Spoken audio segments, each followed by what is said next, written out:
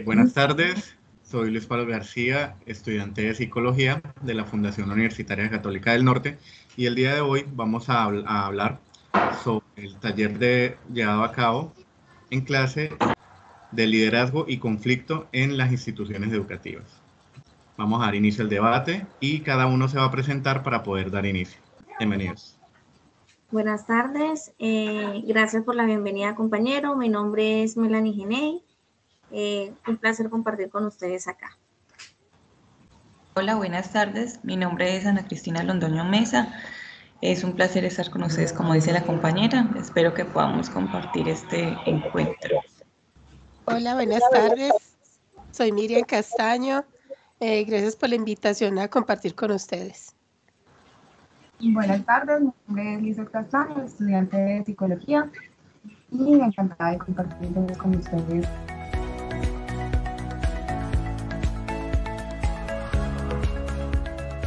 Entonces vamos a dar inicio y vamos a hablar sobre el mapa conceptual. ¿Cuál creen que ha sido la diferencia de liderazgo en una empresa frente al liderazgo en un instituto educativo? Hola, buenas.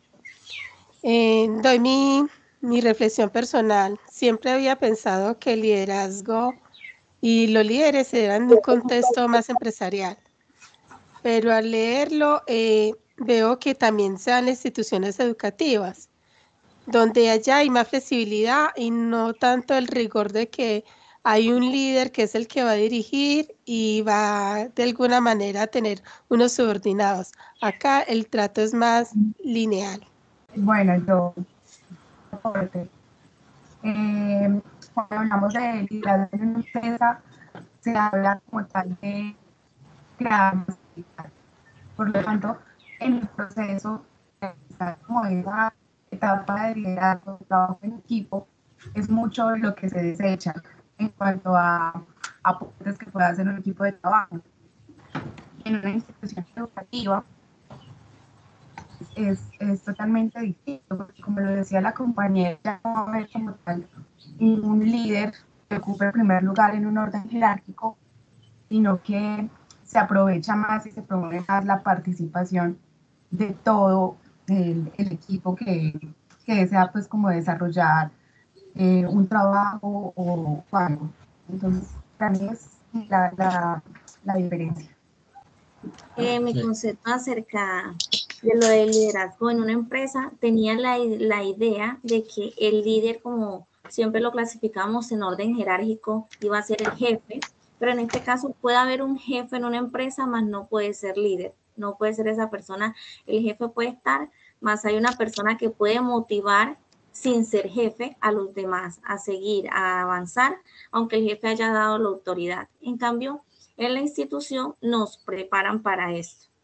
No nos dicen que necesariamente el líder es quien tiene la autoridad o quien está primero en la jerarquía, sino nos prepara para este ámbito.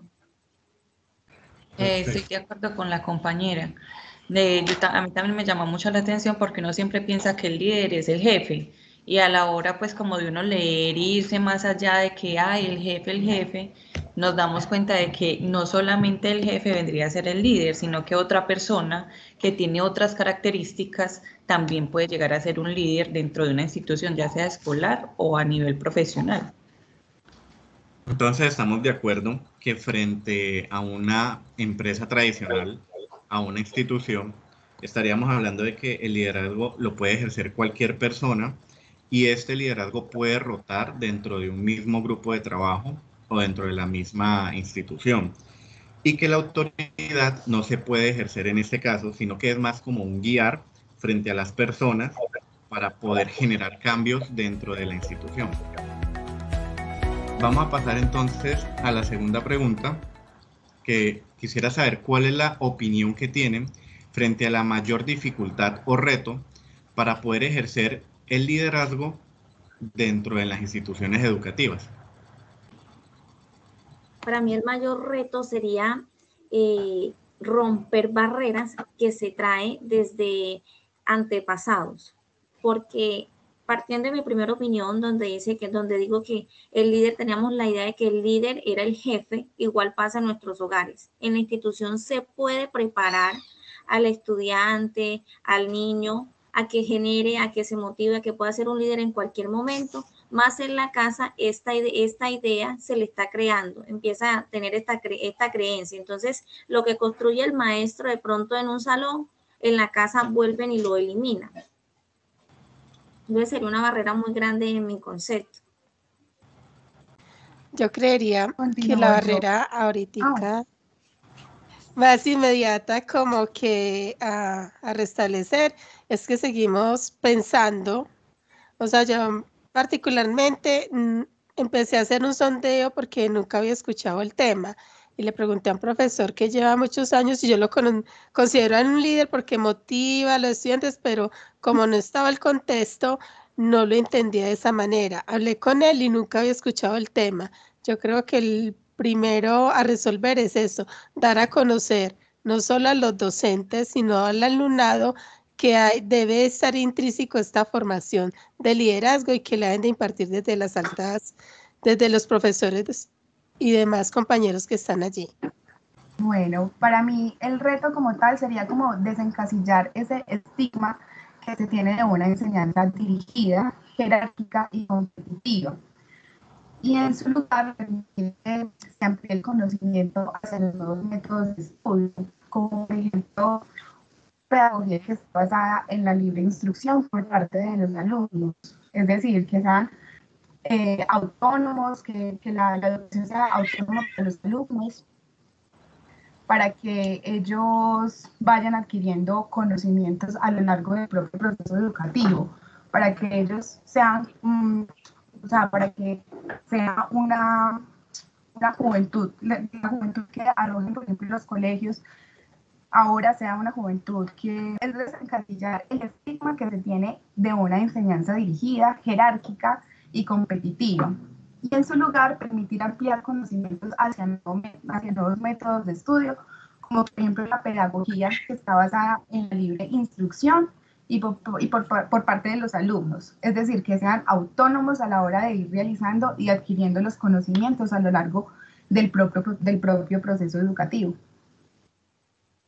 Para mí el mayor estigma es como lo decimos como dentro del mapa conceptual, es como que todo el mundo piensa que el liderazgo es una posición de poder, de la persona como que más posición tiene, pero cuando miramos pues sí vemos que como el resto del mapa conceptual nos damos cuenta que es más allá, como es de ciertas características, de tener cierta personalidad, cierta... no sé cómo decirlo, pues de ir más allá a solamente poder, sino de que tengamos la capacidad de ver y poder tener las opciones de hablar con otras personas, de que les podamos entender y podamos colaborar con las ideas que ellos tienen, con las ideas que nosotros también tenemos, de que nos podamos dar un buen aporte. Entonces, en este punto podríamos decir que los principales dificultades o conflictos que se están presentando, primero sería como la parte de la estructura organizacional, que estaría hablando sobre el objetivo como tal de la organización, cómo se proyecta el liderazgo, si lo incluyen o no en su parte misional, ¿cierto? Estaríamos hablando como un desequilibrio, como lo hablábamos acá dentro del mapa, un desequilibrio en la estructura, en el contexto, en las variables organizacionales, en si se maneja como celularismo o si solamente es una persona, una directiva, ¿cierto? Estamos hablando como de unas ambigüedades en las metas o una debilidad organizativa.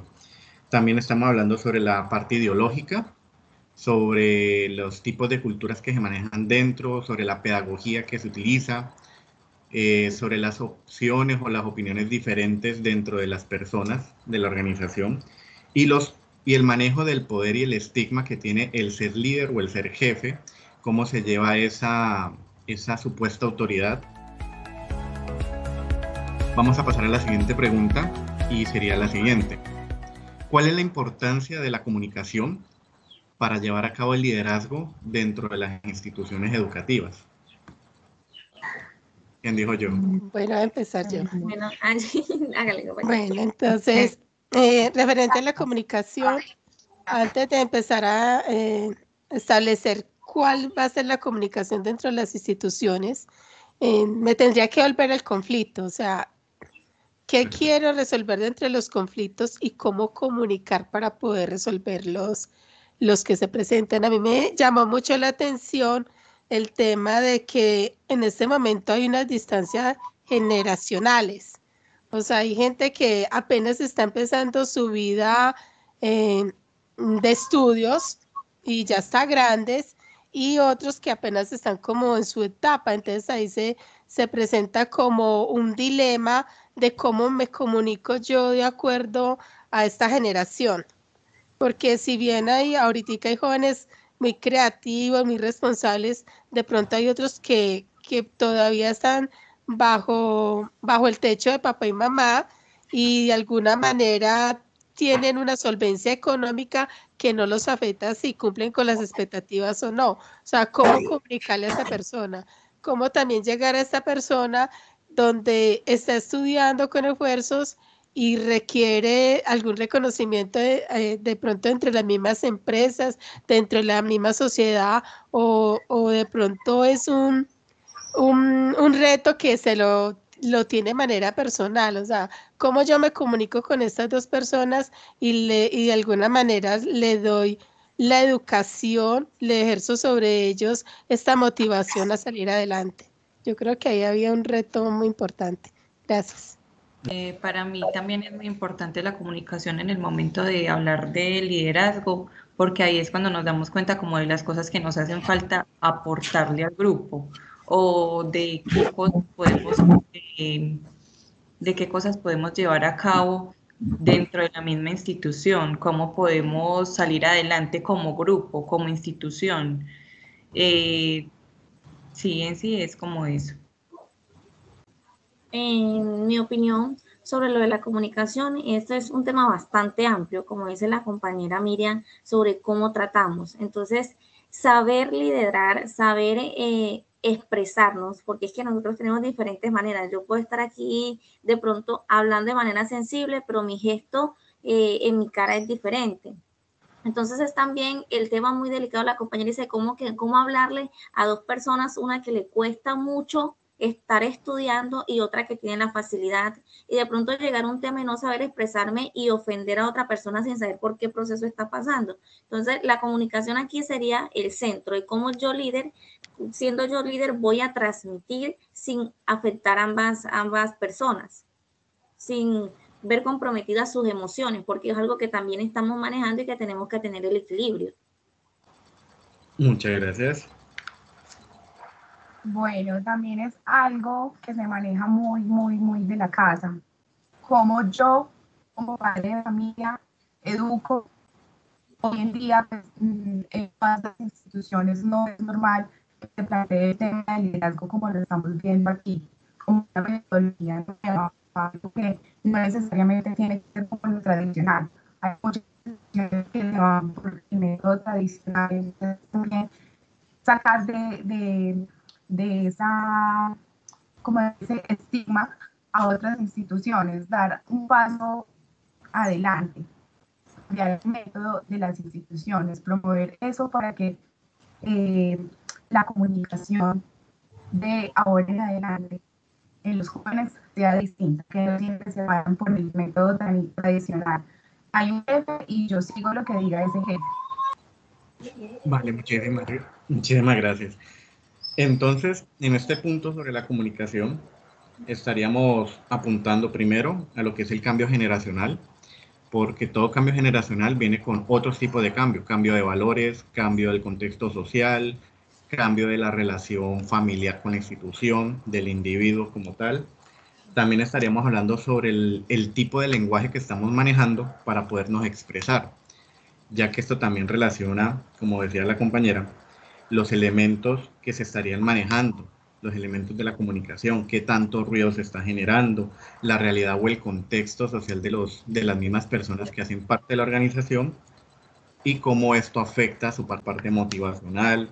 Solamente hablamos entonces sobre la estructura familiar, sobre el estigma que tiene el ser jefe o el ser líder, y sobre si quienes están ejerciendo este liderazgo van a seguir en la posición de yo sigo, ¿cierto? Como un subordinado, o si van a tomar parte del cambio para poder generar este liderazgo interno. Si les gustaría dar una última opinión. No, yo creo que a mí lo que más me llamó la atención fue la transformación del líder al liderazgo. Ya como no individual, sino como algo grupal y se ve en todas partes ya, pues yo creo que ya hay una connotación de yo mirar que la otra persona me puede aportar a mí y yo le puedo aportar a la otra persona sin llegar a conflictos. Y sin ser el líder, jefe, sino vamos a complementarnos. Y lo más importante acá es que ya no es un trabajo que quede individual o grupo, sino que ya es organizativo. Queda institucionalizado entre los valores de la entidad. Listo, perfecto. Si no hay de pronto otra opinión para complementar el debate, entonces podemos dar cierre. Concluimos entonces que el liderazgo es totalmente necesario dentro de las instituciones y especialmente dentro de las instituciones educativas, porque es lo que va a permitir el cambio, lo que va a permitir el desarrollo de la institución y su educación. También tenemos claro que hay unos valores dentro de la institución que son los que van a determinar también cómo nos relacionamos con el otro, cómo se desarrolla ese concepto de liderazgo, cómo se desarrolla ese concepto dentro de la estructura de la organización, que ahora es transversal, y también cómo estos conflictos se pueden asumir de diferentes formas, de perspectivas, ya que el liderazgo se está rotando entre todas las personas que hacen parte de la institución, ya no es sobre una sola persona. Y también notamos cómo la comunicación juega un papel importantísimo para poderse no solamente relacionar con los otros dentro de la institución, sino también cómo llega ese mensaje transformador a estas personas para poder generar esos cambios que son tan trascendentales en la vida de una persona que prácticamente son 10, 15 años dentro de la formación, que es lo que nos permite también desarrollarnos como individuos.